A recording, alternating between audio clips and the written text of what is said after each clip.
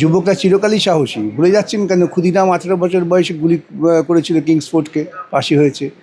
মাস্টারদা সূর্য সেনের নেতৃত্বে যুবকেরা অস্ত্রাগার দখল করে নিয়েছিল। সুতরাং যুবকদের সাহস হবে না, সাহস হবে কার? বৃদ্ধদের। ক্ষেত্র হবে, রণক্ষেত্র হওয়া উচিত গোটা ভারতবর্ষে। ভারতবর্ষের যদি নতুন প্রজন্মকে বাঁচাতে হয়, তাহলে এই স্বৈরাচারী সরকারের বিরুদ্ধে মানুষকে লড়াই করতে হবে। এর সঙ্গে তো যোগাযোগ সবচেয়ে বেশি অমিত শাহ এবং মোদির। মাঠে মাঠে লাঠি হাতে লড়াই আছে। যদি আমাদের বলে আমরা পাল্টা দমন করব, শাসকের বিরুদ্ধে লড়াই চিরকালই হয়েছে। শাসকের বিরুদ্ধে লড়াই না হলে সমাজ এগুলো কি করে? বিজেপি সরকার দুর্নীতি করবে, তার বিরুদ্ধে আন্দোলন করবে, এটা কিরম কথা? বিজেপি সরকারের মূল লক্ষ্যই তো হচ্ছে দুর্নীতি করা। ভারতবর্ষের প্রধানমন্ত্রী পিএম কেয়ার ফান্ড করেছেন, তার হিসেব দেবেন না। ইলেকট্রাল বন্ড একটা আইন করে দুর্নীতিকে লালন পালন করেছেন, সুপ্রিম কোর্ট খারিজ করলো, তবু সে টাকাটা ফেরত দিলেন না। ওদের চালায় আরএসএসের এত টাকা আসে কোত্থেকে? সবটাই তো দুর্নীতি। অতএব যে সরকার দুর্নীতিটাকেই তার একমাত্র লক্ষ্য করেছে, সেই দুর্নীতির বিরুদ্ধে আপনি লড়াই করবেন না, সরকার আপনাকে আইসক্রিম খাওয়াবে? সেই জন্য সরকার লাঠি নিয়ে গুলি নিয়ে পড়েছে। এখনো গুলি চলেনি, মানুষের ভয়ে তাও চালাতে পারত। পার্লামেন্ট অভিযানে রণক্ষেত্র হয়ে উঠল দিল্লি। রণক্ষেত্র হবে, রণক্ষেত্র হওয়া উচিত গোটা ভারতবর্ষে। ভারতবর্ষের যদি নতুন প্রজন্মকে বাঁচাতে হয়, তাহলে এই স্বৈরাচারী সরকারের বিরুদ্ধে মানুষকে লড়াই করতে হবে। এই যে যুবকদের যে সাহস, যুবকরা চিরকালই সাহসী, ভুলে যাচ্ছেন কেন? ক্ষুদিরাম 18 বছর বয়সে গুলি করেছিল কিংসফোর্ডকে, ফাঁসি হয়েছে। মাস্টারদা সূর্য সেনের নেতৃত্বে যুবকেরা অস্ত্রাগার দখল করে নিয়েছিল। সুতরাং যুবকদের সাহস হবে না, সাহস হবে কার? বৃদ্ধদের। যেভাবে বাহিনী লাভারে হলো সিআরপিএফ থেকে, বাহিনী নামিয়েছে, ওই বাহিনীও দুদিন বাদে গর্তে ঢুকে যাবে যখন মানুষ সরাসরি বিদ্রোহ করবে। এই যে আমাদের দেশে সরকারের বিরুদ্ধে একের পর এক দুর্নীতি থাকা সত্ত্বেও বিরোধী যে রাজনৈতিক দলগুলো রয়েছে, বামপন্থ আর কংগ্রেস, তাদের কিন্তু সক্রিয় ভূমিকা দেখতে পাওয়া যাচ্ছে। এই লড়াইটা কি আপনি মনে করছেন এমনি আকাশ থেকে হয়েছে নাকি? বামফ্রন্ট লড়াই করছে বলেই তো এত আক্রমণ, তা নাহলে আক্রমণ হতো নাকি? বলছে তো চীনের সাথে যোগাযোগ আছে বলে বামপন্থীরা। সে তো ওরা চিরকালই বলবে, ওরা যখনই বিপদে পড়ে চীনের সঙ্গে যোগাযোগ, পাকিস্তানের সঙ্গে যোগাযোগ, কত কিছু বলে। তো চীনের সঙ্গে ব্যবসাটা বন্ধ করছে না কেন? চীনের সঙ্গে যোগাযোগ এতই যদি চীন বিরোধিতা হয়, তাহলে চীনের সঙ্গে ব্যবসাটা বন্ধ করছেন না কেন?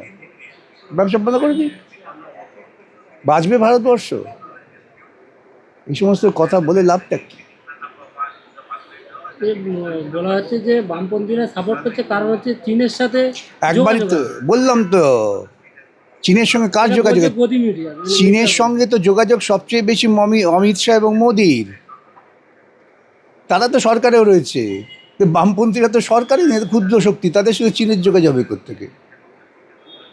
যারা নেতা মন্ত্রী তারা কিছু বলছে না, মিডিয়া না, ও তো পয়সা দিয়ে ওদের নাচ মেয়েরা বুলবুল তো পয়সা মিলেগা, পয়সা পাচ্ছে, নাচছে।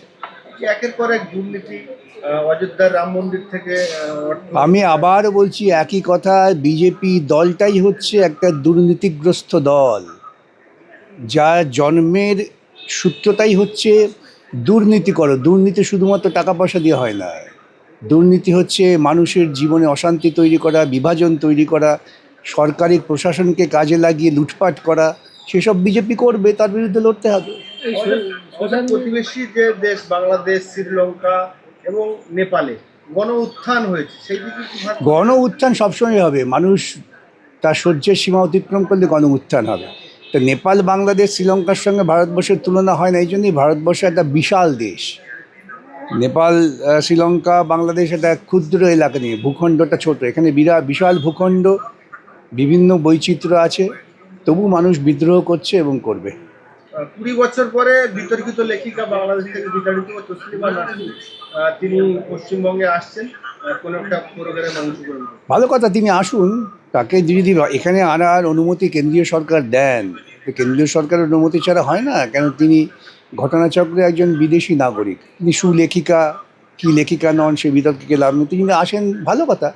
তাকে যদি সরকার আমন্ত্রণ জানায়, আসবেন না কেন? আমাদের তো আপত্তি করার কিছু নেই।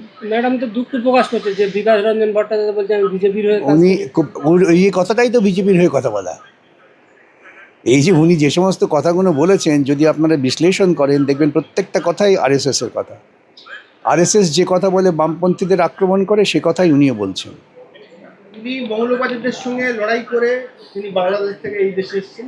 বেশ কিছু মানুষ বলছেন যে তিনি মৌলবাদীদের সঙ্গে লড়াই করলেও আরএসএস বিজেপির সঙ্গে হাত আরেকটা মৌলবাদ, তিনি ইসলামী মৌলবাদের বিরুদ্ধে লড়াই করে নাম করে হিন্দু মৌলবাদীর সঙ্গে তিনি সহবাস করছেন।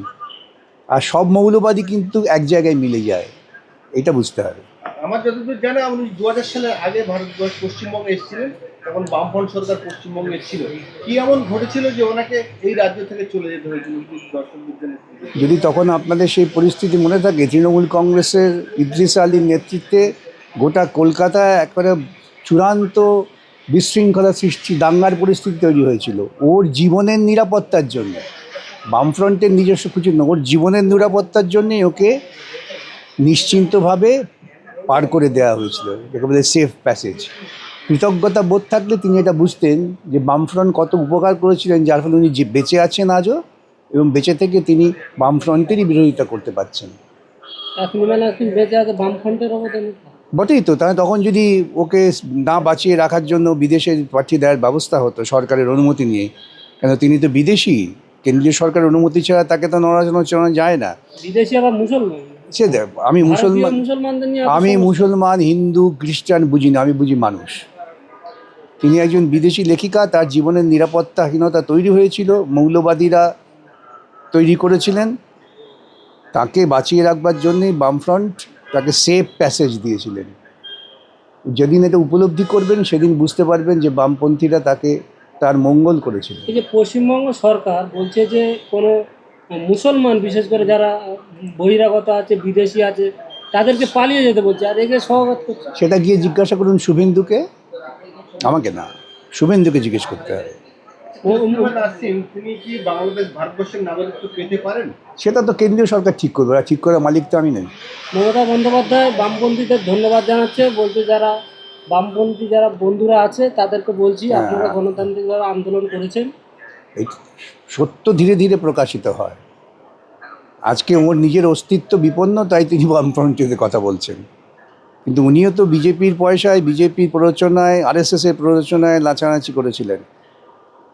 একমাত্র লক্ষ্য ছিল কমিউনিস্ট বিরোধিতা। সেই লক্ষ্য পূরণ করতে ব্যর্থ হয়েছেন, যেহেতু কমিউনিস্ট অত সহজে দমিয়ে যায় না। আজকে নিজের যখন অবস্থা বিপন্ন, তখন তিনি বলছেন বামপন্থীরা আমাকে আসল শক্তি। মানে ভুল ভাঙছে। ভুল ভাঙছে না, ওটা আরও মানুষকে আগামী দিনে আরও বিভ্রান্ত করার পরিকল্পনা। ওকে পেছন থেকে আরএসএস আগেও মদত দিয়েছিল, এখনও দিচ্ছে।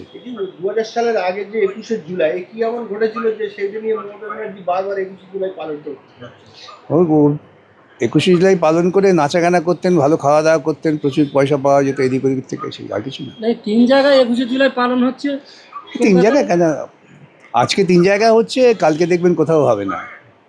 এখানে আরেকটা বিষয় আসছে, যেহেতু মমতা বন্দ্যোপাধ্যায় যখন ক্ষমতায় ছিল বিরোধীদের তো কোনো প্রোগ্রামই করতে দিত না, এখন বিজেপি আসার পরে সেই মমতা বন্দ্যোপাধ্যায় হাইকোর্ট থেকে পারমিশন। তখন আমাদের হাইকোর্টে যেতে হতো। কে বলতো, প্রত্যেকটা মিটিং করবার জন্য হাইকোর্টে আমাদের আসতে হতো রোজ। মমতা ব্যানার্জি 21শে জুলাইকে নিয়ে কি রাজনীতির ফায়দা তুলবেন? যে সে ওগুলো এইসব মানে কাল্পনিক কথা বলে লাভ নেই। উনি আমরা ভাবি না। এখন অনেক বেশি সমস্যা হচ্ছে পশ্চিমবঙ্গে, ভারতবর্ষে, যে মানুষের ঐক্য থাকবে কিনা, ভারতবর্ষ অটুট থাকবে কিনা, এটি অনেক বড় সমস্যা। মমতা, বিজেপি, এগুলো কোনো সমস্যাই না আমাদের কাছে। বন্দে মাতরম বিল পাস হচ্ছে, দেখা যাবে, পাশ করুন, তারপর আমরা বুঝে নেব। এই আইনে কোনো জায়গায় আজকেই তো কলকাতা হাইকোর্টে বন্দে মাতরম মামলা ছিল আমার, সেটা শুনানির জন্য ফিক্স হয়েছে 4 আগস্ট। এই যে বন্দে মাতরম গাওয়ার জন্য যে বাধ্য করা হচ্ছে, এটা কতটা আইনসম্মত? এটা আদালতে আছে, তখন আদালতে আমরা বুঝে নেব। এই যে নারী সুরক্ষার যে বিল মোদি পাস করতে চেয়েছিল সেটা পাস করা গেল না। ওটা নারী সুরক্ষা বিল নয়, নারীদের যে সংরক্ষণে এই বিলটা বহুদিন আগেই পাশ হয়ে গেছে। এটা তিনি করতে চাইছেন নারীদের সংরক্ষণ সামনে রেখে ভারতবর্ষের এলাকার পুনর্বিন্যাস, যাতে গোবলয়ের প্রভাবটা বাড়ে, এটাই ছিল ওর লক্ষ্য, এছাড়া কিছু না। পশ্চিমবাংলায় যাদের দায়িত্ব ছিল বিজেপিকে রোখার, সেই তৃণমূল কংগ্রেসের যে সংসদগুলো রয়েছে তারা আরে আপনারা কি, আমি একবার তো বললাম যে তৃণমূল কংগ্রেসটাকে তৈরি করেছে আরএসএস। আরএসএসের চিন্তা চেতনা পয়সা লালিত পালিত হয়েছে, অতএব তাদের এমপিরা বিজেপি করবে, এটা স্বাভাবিক। এই যে বিল এবারে বিজেপি যে সংসদগুলো চলে গিয়েছে, কার্যত তারা বিজেপিকে সমর্থন করবে বলে ঘোষণা করেছে, এই বিল পাস হবে বলে আপনি আশা করছেন? আমার আশা আমার নিরাশার উপর নির্ভর করে না, নির্ভর করে তথ্যের উপরে। যদি ভারতবর্ষে যারা সংসদে আছেন তারা তাদের ভবিষ্যতে সর্বনাশ করার জন্য এই বিল পাশ করবে, এই বিল পাস হলে কি কি সমস্যা হতে পারে? অনেক সমস্যা হবে, অনেক সমস্যা হবে। সেটা এই ক্ষুদ্র আলোচনায় বলা যায় না। গোটা ভারতবর্ষের জনবিন্যাস এবং ভারতবর্ষের সাংস্কৃতিক বিন্যাসটা পাল্টে যাবে। সেটাকে কিভাবে আপনারা বামপন্থীরা বা যারা বিরোধী আছে, মাঠে মাঠে মাঠে মাঠে লাঠি হাতে লড়াই, এছাড়া কিছু গুন্ডা না। দমন আইন আছে তো, আপনি মাঠে কি হবে? ওই গুন্ডা দমন আইনের গুন্ডা যদি আমাদের বলে আমরা পাল্টা দমন করব। শাসকের বিরুদ্ধে লড়াই করা তো খুব শাসকের বিরুদ্ধে লড়াই চিরকালই হয়েছে, শাসকের বিরুদ্ধে লড়াই না হলে সমাজ এগুলো কি করে?